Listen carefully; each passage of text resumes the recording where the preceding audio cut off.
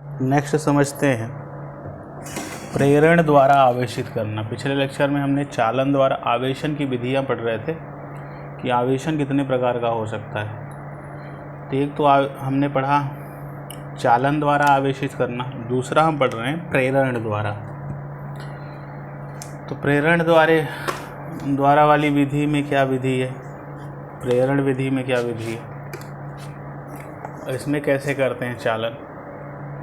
तो प्रेरण विधि में आवेशित वस्तु को अनावेशित वस्तु के पास बिना छुए रखा जाता है। इसमें ध्यान दीजिएगा, प्रेरण में बिना छुए रखा जाएगा, बिना छुए। तो ये आवेशित वस्तु है, आवेशित वस्तु है। ये कैसी है, अनावेशित वस्तु।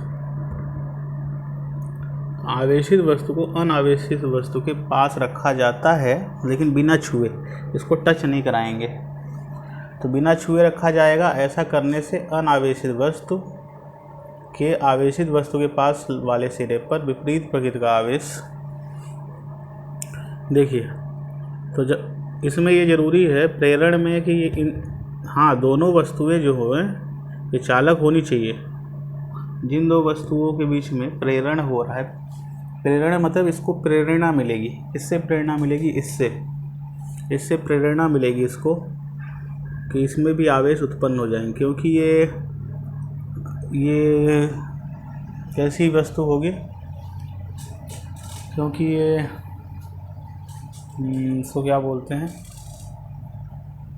उदासीन वस्तु है। उदासीन मतलब इसमें न्यूट्रल बॉडी, इंग्लिश में न्यूट्रल बोलते हैं। तो ये उदासीन वस्तु है, उदासीन।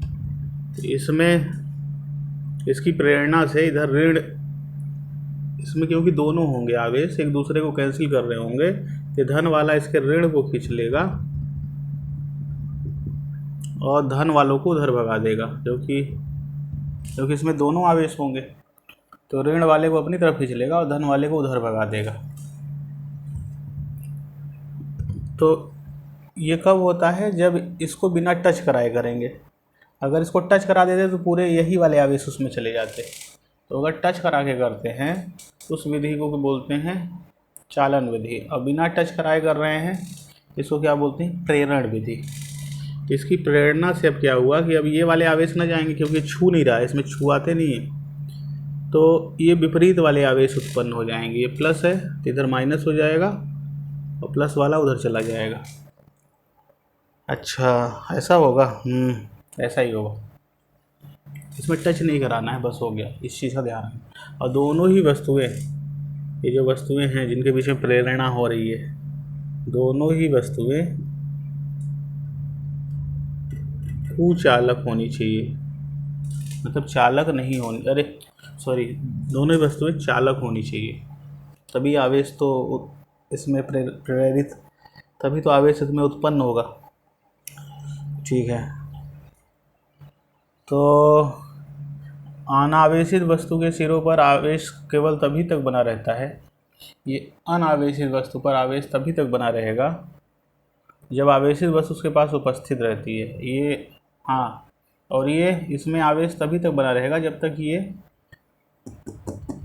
आवेशित वस्तु इसमें उपस्थित रहे। इस प्रकार प्रेरण विधि में आवेशित वस्तु के आवेश में कोई कमी नहीं आती, इस वस्तु के आवेश में कोई कमी नहीं आती। लेकिन इसमें आवेश तभी तक बना रहेगा जब तक ये उपस्थित रहेगी आवेशित। तो अनावेशित वस्तु में आवेश तभी तक रहेगा जब तक ये आवेशित वस्तु जब अनावेशित वस्तु के पास उपस्थित रहेगी, तभी अनावेशित वस्तु में आवेश दिखेगा, नहीं तो आवेश दिखने वाला नहीं है। इस प्रकार प्रेरण विधि में आवेश में कोई कमी नहीं आती, बल्कि अनावेशित वस्तु का ही धनात्मक और ऋणात्मक आवेश एक सिरे पर।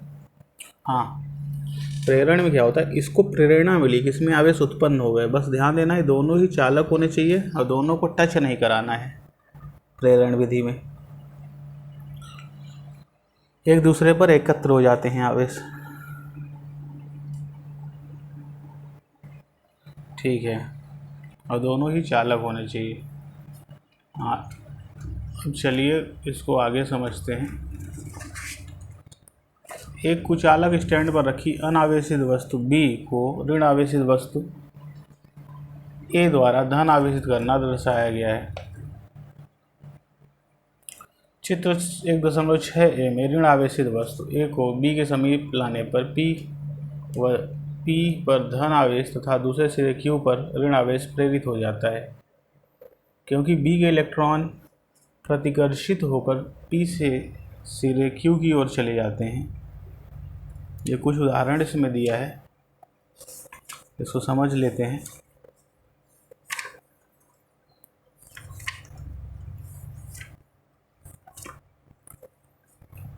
चित्र 1.6 में कुचालक स्टैंड पर रखी अनावेशित वस्तु बी को ऋण आवेशित वस्तु ए द्वारा धन आवेशित करना दर्शाया गया है।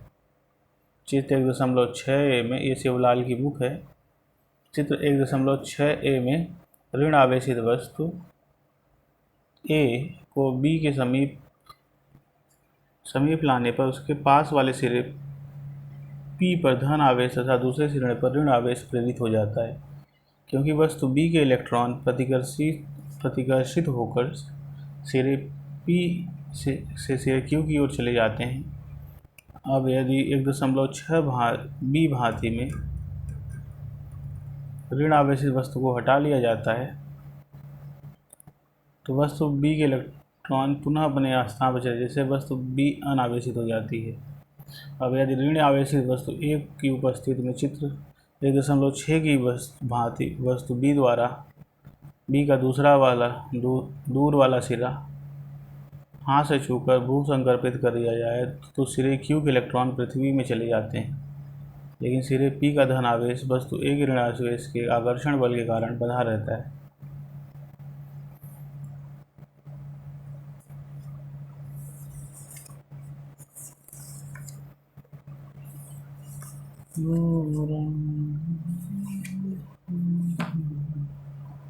देखिए यहाँ पे क्या बताया गया है।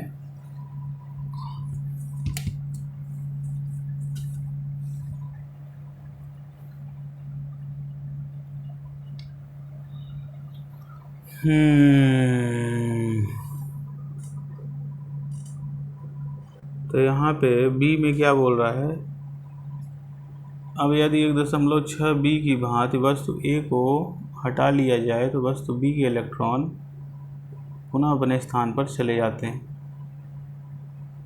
जिससे वस्तु भी अनावेशित हो जाती है। देखिए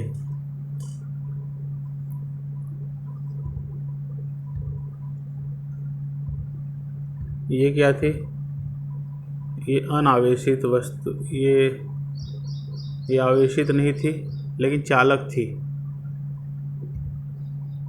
ठीक है। और ये कुचालक स्टैंड है, ये चालक नहीं है, कुचालक स्टैंड, और ये अनावेशित थी। इसके पास जब एक आवेशित वस्तु ले आए, कैसी वस्तु ले आए, एक ऋण आवेशित वस्तु ले आए, तो ये जो वस्तु थी, ये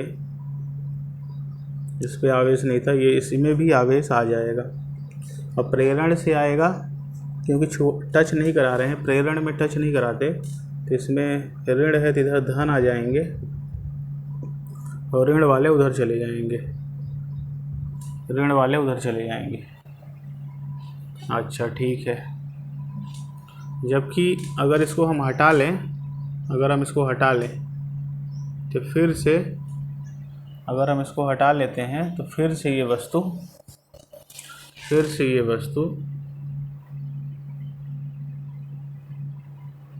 अगर हम ये आवेशित वस्तु हटा लें तो फिर से ये वस्तु अनावेशित हो जाती है। जब ये वाला हटा लेंगे तो ये अनावेशित हो जाएगी, अनावेशित हो जाएगी। अच्छा आगे चलते हैं। अब यदि ऋण आवेशित वस्तु ए की उपस्थिति में चित्र 1.6 की भांति वस्तु बी का दूर वाला सिरा हाथ से छूकर भू संकर्पित कर दिया जाए तो सिरे क्यू के इलेक्ट्रॉन पृथ्वी में चले जाते हैं, लेकिन पी का धन आवेशित वस्तु ए के ऋण आवेशित को आकर्षित होने के कारण बंधा रहता है। अब क्या कह रहा है, आगे देखें।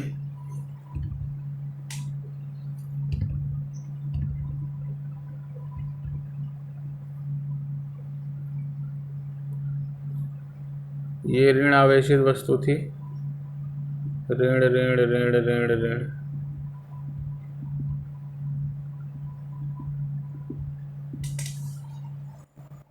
अब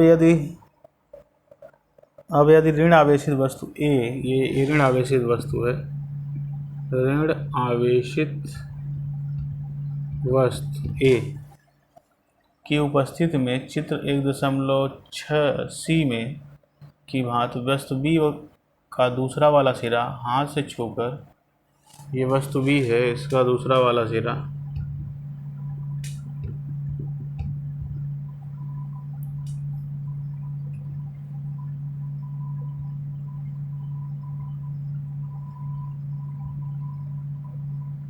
वस्तु बी है,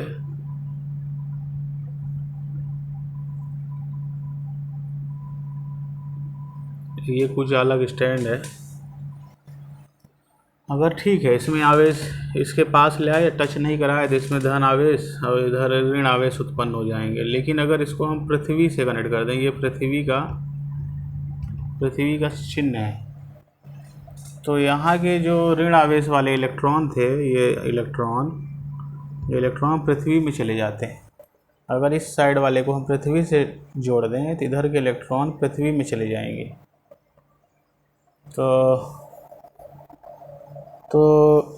तो सिरे इधर के, ये जो मान लेते हैं ये P है, इधर का सिरा Q है, तो ये Q के इलेक्ट्रॉन कहाँ चले जाएंगे? पृथ्वी में चले जाते हैं। लेकिन सिरे P का धन आवेश वस्तु A के ऋण आवेश के आकर्षण बल के कारण बढ़ा रहता है। लेकिन यहाँ का धन आवेश है, क्योंकि इधर ऋण आवेश है, इन दोनों के बीच में आकर्षण होगा, आकर्षण बल के कारण ये बढ़ा रहता है। अच्छा, तत्पश्चात चित्र 1.6 डी की भांति आवेशित वस्तु A तथा वस्तु B के सिरे Q से हाथ को एक साथ हटाया जाए तो वस्तु B को धन आवेशित सिरे P से Q तक संपूर्ण वस्तु में फैल जाता है। क्या कह रहा है? D में कुछ और दिखाया है, इधर D में कुछ और दिखाया है। अब यदि फिर से पढ़ लेते हैं, यदि चित्र 1.6 डी, ये 1.6 डी है, की भांति आवेशित वस्तु A तथा वस्तु B के सिरे Q को हाथ से एक साथ हटा दिया जाए तो वस्तु B के धन आवेश सिरे P से Q तक संपूर्ण वस्तु में तत्पश्चात यदि 1.6 डी की भांति आवेशित वस्तु A तथा वस्तु B के सिरे Q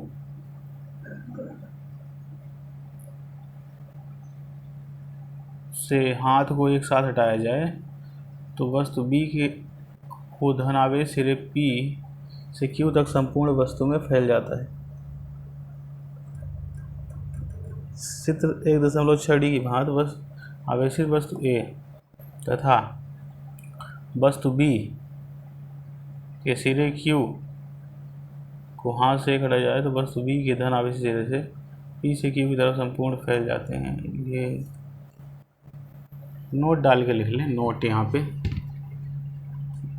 नोट 1, चालकों में विद्युत प्रेरण की घटना तेजी से होती है क्योंकि उसमें मुक्त इलेक्ट्रॉनों की संख्या अधिक होती है। हाँ, चालक में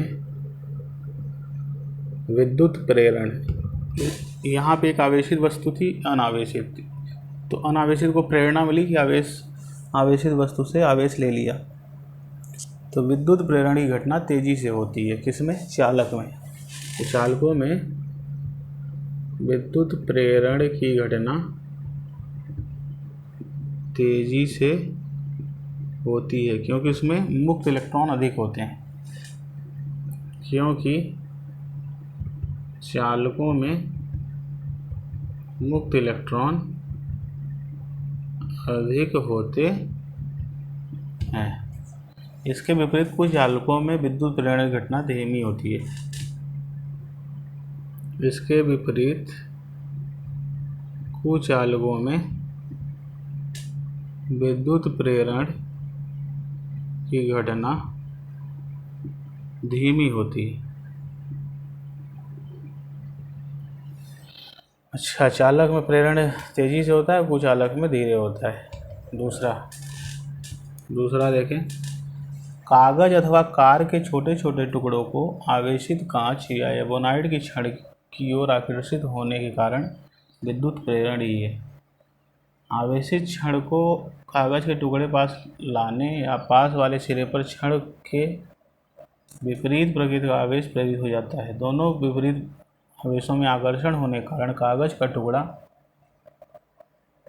भार में हल्का होने के कारण चिपक जाता है। जैसे ही कागज टुकड़ा छड़ से स्पर्श करता है, टुकड़े के समान छड़ पे समान प्रकृति का आवेश आ जाता है तथा अब समान आवेशों में प्रतिकर्षण के कारण कागज का टुकड़ा छड़ से दूर हट जाता है। ये क्या कह रहा है, उसको समझ लेते हैं।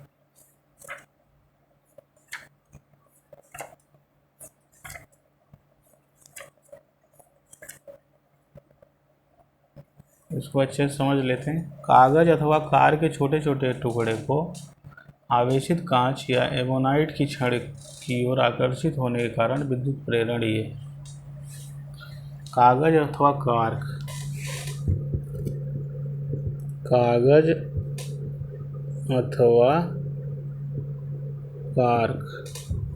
के छोटे छोटे टुकड़ों का आवेशित कांच या एबोनाइड छड़ की ओर आकर्षित होने के कारण विद्युत प्रेरण ही है।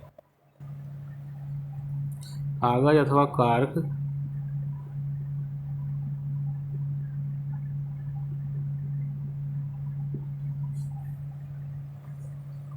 छोटे छोटे टुकड़ों का आवेशित कांच या एबोनाइड की छड़ की ओर आकर्षित होने का कारण विद्युत प्रेरण ही है। आवेशित छड़ को कागज के टुकड़े के पास लाने पर उसके पास वाले सिरे पर छड़ के विपरीत प्रकृति का आवेश प्रेरित हो जाता है।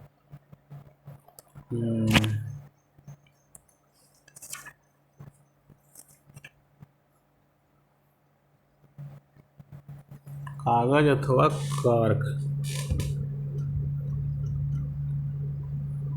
के छोटे छोटे टुकड़ों का आवेशित कांच या एबोनाइट की छड़ की ओर आकर्षित होने के कारण विद्युत प्रेरण ही है। आवेशित छड़ को कागज के टुकड़े के पास लाने पर उसका पास वाले सिरे पर छड़ के विपरीत प्रकृति का आवेश प्रेरित हो जाता है। दोनों विपरीत आवेशों में आकर्षण होने के कारण कागज का टुकड़ा भार में हल्का होने के कारण छड़ से चिपक जाता है। जैसे ही कागज का टुकड़ा छड़ से स्पर्श करता है, टुकड़े पर छड़ के समान प्रकृति का आवेश आ जाता है तथा अब समान आवेशों में प्रतिकर्षण के कारण कागज का टुकड़ा छड़ से दूर हो जाता है।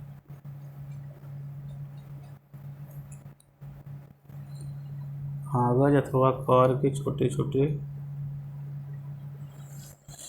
रुकिए